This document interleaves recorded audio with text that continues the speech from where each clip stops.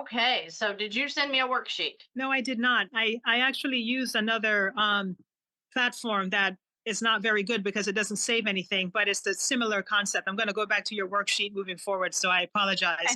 No, But that's I fine. but I was able to sort of break down my monthly expenses and so forth. It's very similar. Okay, I let's mean, talk about them.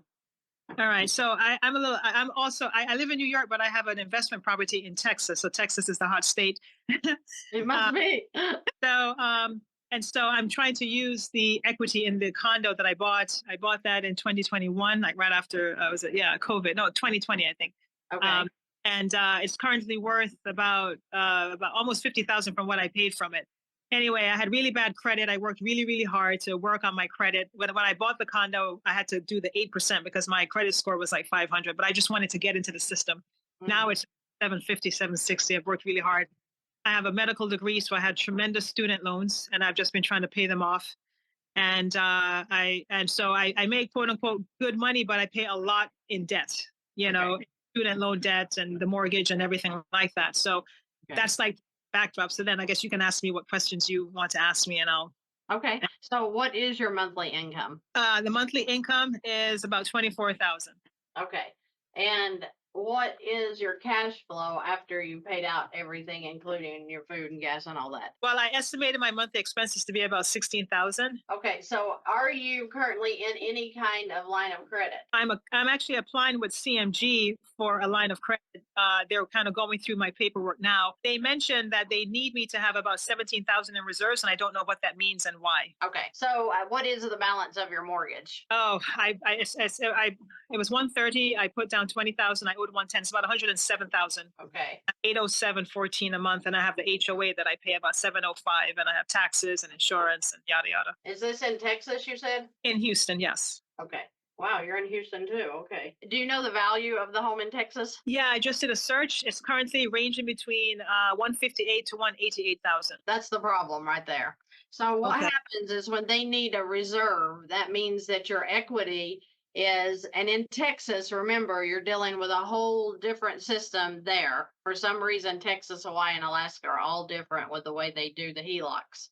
Uh, so that being said, your 158 value in Texas means that you are going to have about 126,000 available. So what that would be is 126.4 would be an 80% loan to value on the home because you said about 158. So did they do the appraisal yet? No, not yet. I'm in the application phase, submitting all Okay. the stuff. So I would say when they're talking about bringing the 17,000, they usually are thinking that the value is going to be a problem. So I don't know. Usually when they have you bring money to the table, especially when you have this much cash flow, Uh huh.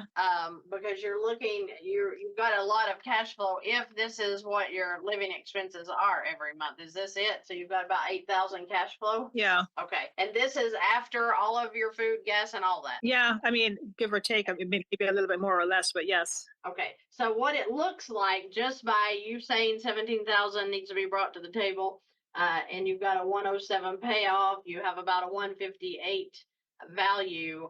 It sounds like that they're saying you're not going to have enough value to cover their requirements for the loan to value.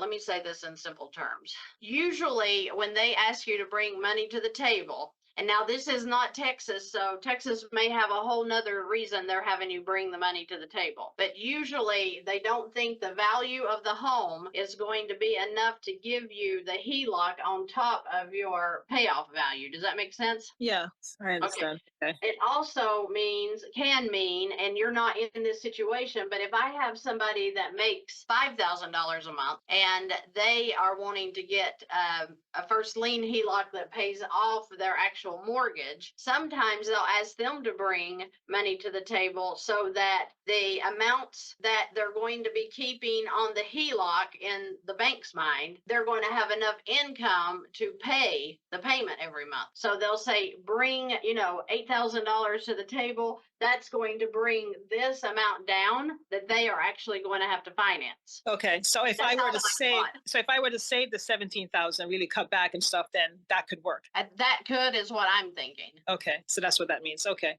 Yeah. they're wanting to see that you have 17,000 in reserves. They're not going to use that. They're just wanting to see that you have it, because for some reason, either maybe they couldn't verify all of your income. Maybe there was a portion of the income that was questionable, maybe, and they can't verify it. And if that's like people that are paid on grants and stuff like that, they have to bring money to the table. Okay. So I don't know. I'm assuming that maybe it's something to do with that. Have you been in your position for over 2 years? What do you mean? Like your whatever position you're in that your income's coming from, have you been in that position for 2 years? Oh, yes, yes. You mean like working? Yes, Right. yes, with cash, yeah, pretty Okay. consistently, yeah. So it has to do something with the value of the home, and it has to do with Texas and the way they consider values. Okay. Okay. I don't even know. I know Texas has some really funky laws. Like they'll talk about you can't get a HELOC after you've had a refi cash out and stuff like that. And that makes no sense to me whatsoever. Have you ever refied this home? No, I haven't. So I don't know the reasoning, but regardless, and something that people need to remember is with a HELOC, when you bring money to the table, it's going to your home. Let's say that they said you had not just reserves, but they wanted you to bring 17,000 to the table. Then that would mean that it's going into this 107, which is doing nothing but giving you more equity. So you can't lose it if you have to take it even in, because it's still going into your equity, if that makes sense. So that would be 17,000 and then another amount of money to go in. So 17,000 times 2, is that what they? No. I'm just saying, if they're just wanting to see that in reserves for you, they're not asking you to put that into the. Oh, okay. Yeah, they're just wanting to see that in your bank, basically.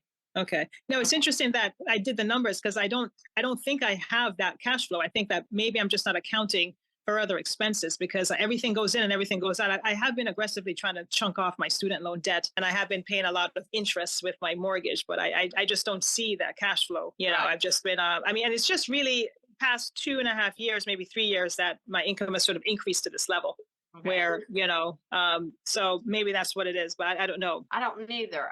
So you're saying that you feel like you're spending more than 16,000 in a month? But I'm looking at the numbers and I broke everything down, and maybe the streaming is like 30, I guess the $35 here for, YouTube streaming and this and that, maybe that cumulatively adds up and I'm not accounting for that, That could be. Yeah.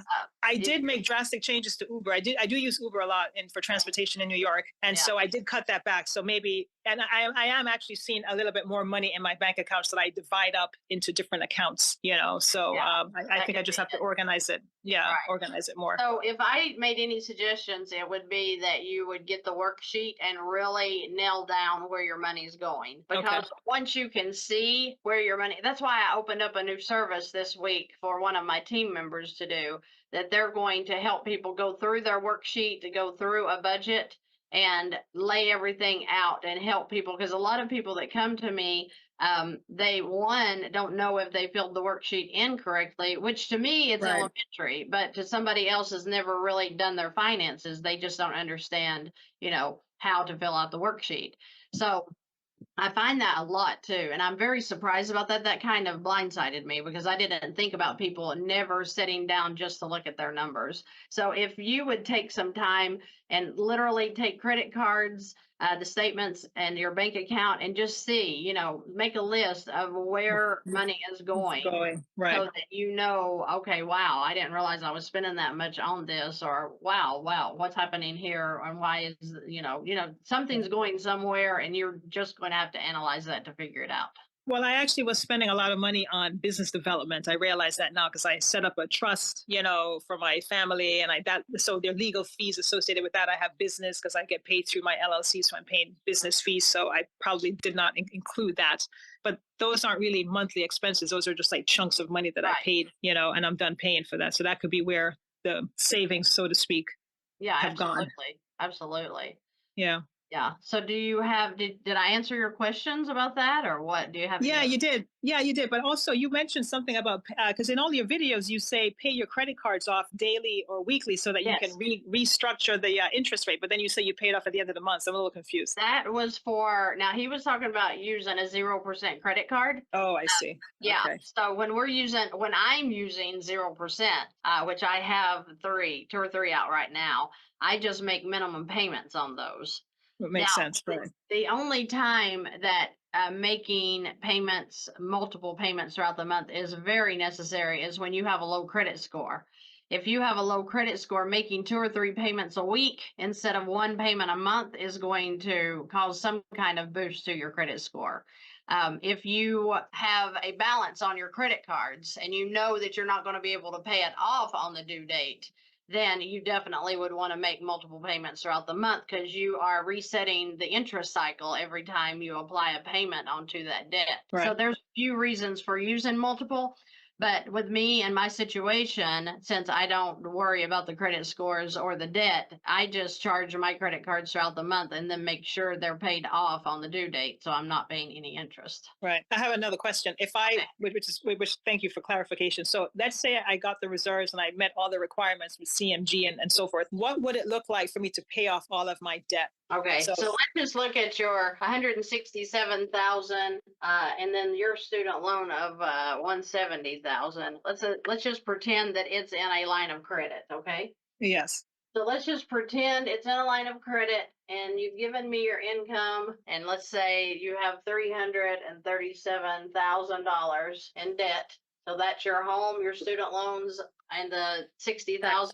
Okay. Yeah. All right. So this is your total debt, and you're in a HELOC, let's imagine, or some kind of line. You're bringing in 24,000 a month that would hit this line every time you get paid. So you're at, all right, and then you're going to have your expenses come back out, which are 16,000 currently. So 16 in expenses, and then let's put some interest on here so that we're making sure we're accounting for everything. All right. So that would mean you're looking at 337 to be paid off in 52 months, based on what you've told me about your cash flow right now. Okay. So about 52 months, and that includes the interest that you would pay throughout this as well. One thing that I didn't include because I don't know the true numbers, but this 337 debt that you have right now, it had some monthly payments. Okay. So you're already paying a house payment, you're already paying student loan payments, stuff like that. If you